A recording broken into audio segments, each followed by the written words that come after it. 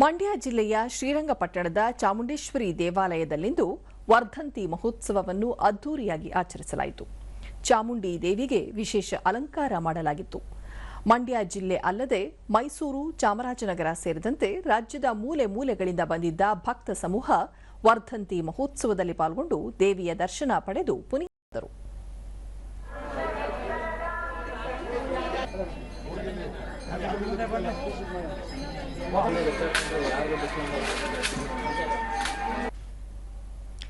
ಭಕ್ತರಾದ ಪ್ರಭಾ ಆಷಾಢ ಮಾಸದಲ್ಲಿ ಪ್ರತಿ ಶುಕ್ರವಾರ ದೇವಿಗೆ ವಿಶೇಷ ಪೂಜೆ ಸಲ್ಲಿಸಲು ಗಮನಿಸುವುದು ವಾಡಿಕೆಯಾಗಿದೆ.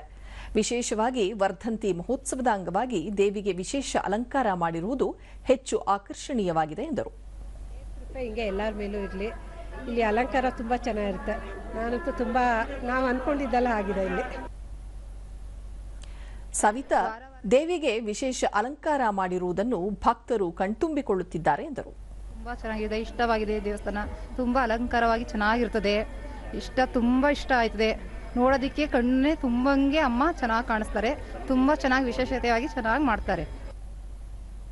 ಪಾರ್ವತಮ್ಮ ದೇವಿಯ ದರ್ಶನ ಮಾಡುವುದರಿಂದ ನಮ್ಮ ಇಷ್ಟಾರ್ಥಗಳು ಈಡೇರಲಿವೆ ಎಂಬ ಭಾವನೆ ಭಕ್ತರಲ್ಲಿದೆ ಎಂದರು. ಶುಕ್ರವಾರ ವಿಶೇಷವಾಗಿ ಪೂಜೆಗಳಾಗುತ್ತೆ. ನಾವು ಬರ್ತೀವಿ, ನಾವೇನಾರು ಅರ್ಸ್ಕೊಂಡ್ರೆ ಅದಾಗುತ್ತೆ. ಈ ಅಮ್ಮ ತಾಯಿ ಒಳ್ಳೇದು ಮಾಡ್ತಾರೆ, ತುಂಬಾನೇ ಚೆನ್ನಾಗಾಗುತ್ತೆ.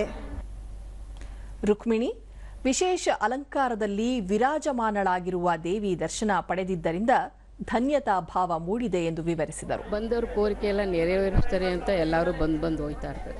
ಇವತ್ತು ಚಾಮುಂಡಮ್ಮಂದು ಹುಟ್ಟುದಬ್ಬದ ಅಲಂಕಾರ ತಿಂಡಿಗಳಲ್ಲಿ ಒಬ್ಬಿಟ್ಟು, ಚಕ್ಲಿ, ಕಜ್ಜಾಯ ಅದರಿಂದ ಅಲಂಕಾರ ಮಾಡಿ ದೇವರಿಗೆ ಇದು ಮಾಡಿದ್ದಾರೆ.